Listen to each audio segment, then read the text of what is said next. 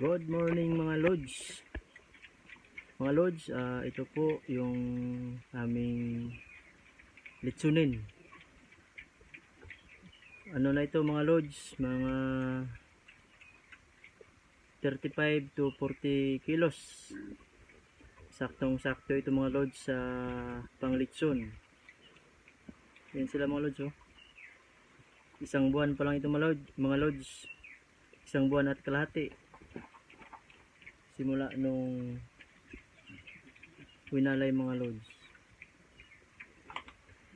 Litsunin stage, nasa ano na sila, grower stage mga lods. Napakaganda ng kanilang mga katawan mga lods oh. Bali ano ito sila, 8 ito na magkakapatid, pero ang natira ngayon ay 5 na lang sila.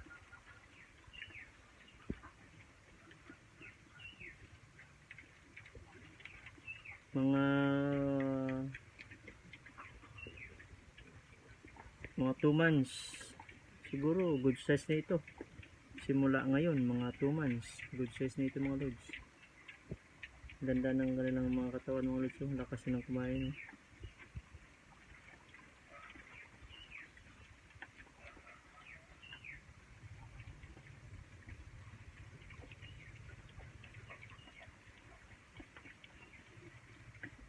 Noong nakaraang linggo, kinuha yung isang kapatid nito. Merong bumili sa akin na kanilang nililitson. Dahil ang kilo ng litson dito sa amin sa Palawan ay nasa 500 na yung 1 kilo. Napakamahal ko mga lods.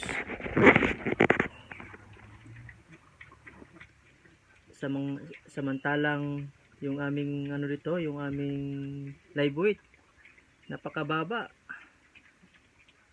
Makin mo nasa ano lang yung live weight namin dito, nasa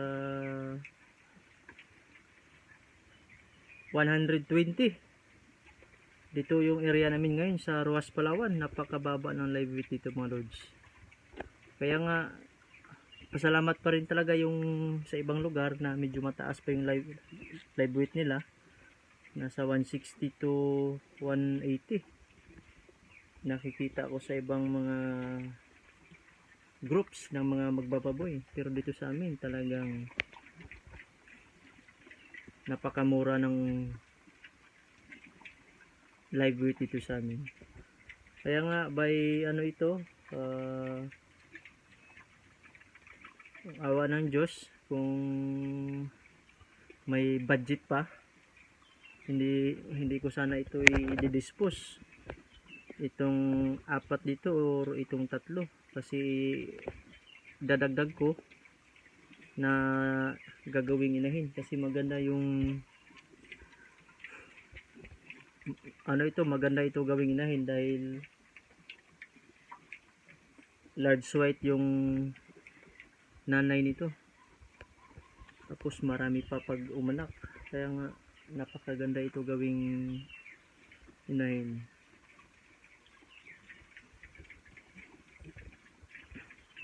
Mayawa yung Diyos by pag mga good size nito, yung iba sir dito gawin kong inahin, pero may dispose ako nito, ilan lang.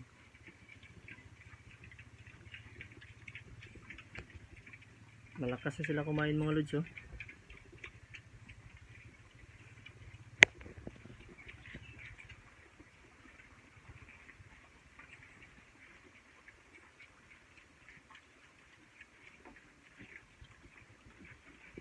Yung nilalagay ko naman ng mga vitamins doon sa drinker nila, yan ang drinker nila oh, ay Vitamin Pro. Maganda yung Vitamin Pro dahil subok na rin dito sa aking mga laga. Bagamat hindi po ako nagsabi na nag-i-endorso ng isang produkto, pero yun kasi yung aking ginagamit mga lods. Oh, napakaganda ng kanilang katawan mga lods, saktong sakto lang sa kanilang edad.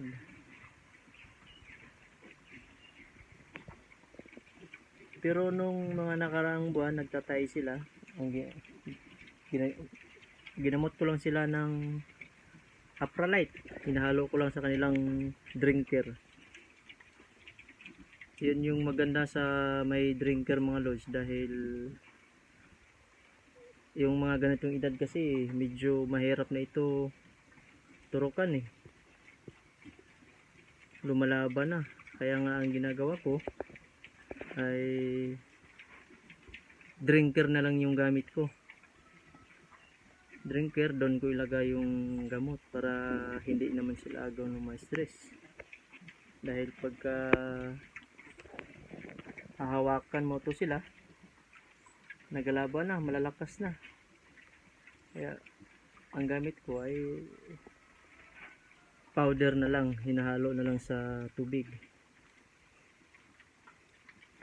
Sakto lang ito mga lods, mga nasa 35 to 40 kilos ito. Isang buwan pa 60 70 kilos ito.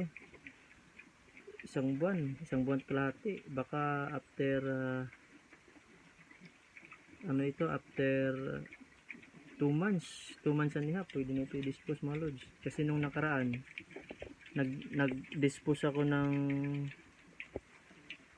baboy, yung ito, di ba, ito yung anak nung sa inahin ko. Yung bago ito, meron pa akong inalagaan. Tumimbang yun ng nasa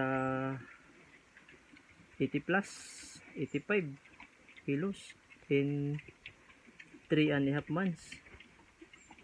Sa loob lang ng 3.5 months. Ang gamit ko na feeds dito sa amin, hindi ko lang alam dun sa inyo, kasi kung meron itong ginagamit ko dito, tawag sa amin ito lab feeds. Bagamat may mga dito sa amin, may mga Pilmico, may mga Ultra Pack, pero yung ginagamit ko dito sa mga alaga ko ay lab feeds. Parang nakasanayan ko na rin kasi na yun yung gamit ko. Bagamat mahal yung feeds ngayon, magkano na agad yung feeds dito sa amin? 42 to 43 ang per kilo. Ngunit ang live weight ay napakababa. Ayun nga, sabi ng karamihan na ang karne sa palengke ay talagang tumataas, pero yung live weight bumababa. Parang hindi naman makatarungan yung presyo ng live weight nila. Parang sila na lang yung kumikita, hindi na lang yung mga backyard racers, kasi nasa mahal ng pagkain. Peruin mo, alagaan mo ng 3.5 months, tapos halos may tubo ko man. Pasalamat nga dahil nagkataon nga ang mga biik ay sa amin o sa atin. Pero kung bumibili ka pa ng biik sa labas, ay talagang malulugi ka. Kaya nga maraming mga backyard racers ngayon dito sa amin sa Palawan, naghinto na lang dahil sa sobrang baba ng live weight. Pero kami, tiyaga-tiyaga lang. Darating rin talaga yung time na magtaas ito. Dahil nga, di ba, sabi nga, may kasabihan na kung may tiyaga, may nilaga. Pero kung wala kang tiyaga, wala kang lalagayin. Kaya nga mga lods, dito na lang magtatapos itong aking video. Paki-click naman po yung notification bell at paki-subscribe na rin po para ma-update po kayo sa aking mga bagong mga videos. Tayo po ay nag-uumpisa pa lang sa mga ganitong larangan. Kaya mga lods, sana isuportahan nyo. Sa mga susunod mga lods, kung may mga katanungan kayo sa tungkol sa ating pagbababoy, kung sa abot lang po ng aking makakaya, akin ko po itong sasagutin dahil may ano na rin po tayo pagdating sa pagbababoy, may experience kahit papano sa ilang taon kong pag-alaga ng baboy. Sige mga lods, comment lang po kung meron po kayong gustong itanong po tungkol po sa pag-alaga ng baboy, sa pagtatae, kung pagdating rin po sa inahin, meron din po tayong kaalaman dyan kahit papano, baka makatulong po tayo sa inyo bilang isang mga backyard hog raiser. Sige po mga lods, salamat, hanggang dito na lang po.